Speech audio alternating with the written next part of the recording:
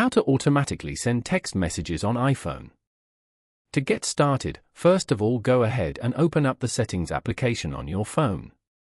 Once you're here, scroll down and tap on Focus.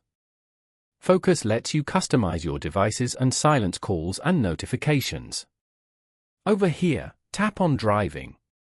Then, tap on Auto Reply as shown.